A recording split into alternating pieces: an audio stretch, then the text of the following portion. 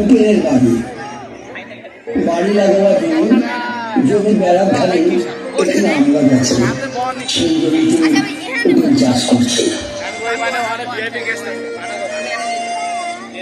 সকাল থেকে বিকেল হলো উপেন কিছু চাষের ফসল তুলে বাড়ি প্রবেশ করে।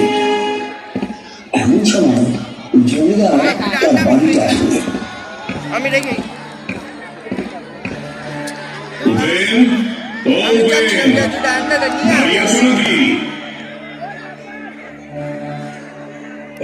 বলুন জমিদার বাবু, আপনি এমন কষ্ট করে এলেন কেন? হ্যাঁ, আবার কি দেখে মারাতে পারতেন, আমি চলে যেতাম।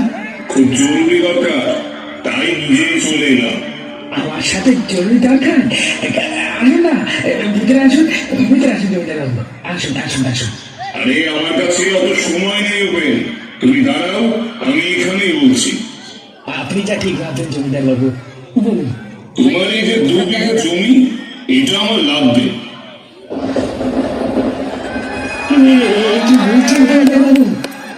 আমার জায়গা জমি বলতে এই 2 বিঘায় জমি আছে, বাকি সব ঋণের দায় ছেড়ে দিতে হয়েছে। আরে আরে ভয় করছো কেন ওপেন, ভয় করছো কেন? আমি এটা কিনে নেব না, বুঝেছো?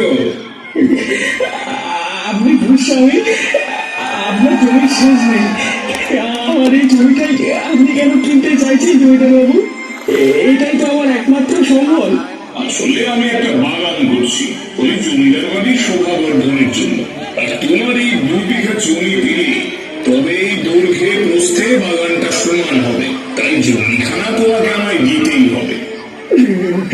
এই গরিবের ভিটেখানি রক্ষে করুন বাবু, এই জন্ম ভিটে আমার কাছে সোনার থেকেও দামি। আমি এই জমি বিক্রি করতে পারবো না জমিদার বাবু, আমি এতটা রক্ষী ছাড়া বই জমিদার বাবু, আমি পারবো না। ঠিক আছে, দেখা যাবে। জমিদার হাসি মুখে চলে গেলেন। উপেন তার জন্মভিটে রক্ষা করতে পারেনি। 1.5 মাস পর জমিদার ঋণ নেওয়ার নাম করে মিথ্যে দলিল বানিয়ে উপেনকে বাড়ি ছাড়া করল।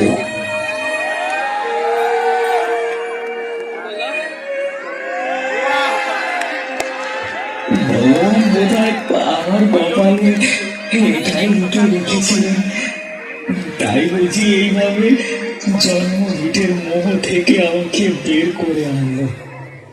2 বিঘা জমির পরিবর্তে সমস্ত বিশ্বই আমার নামে লিখে দিয়েছেন। এ জগতে হায় সেই বেশি চায়, আছে যার ভুলি ভুলি রাজার হস্ত করে সমস্ত কাঙালের অঞ্জলি।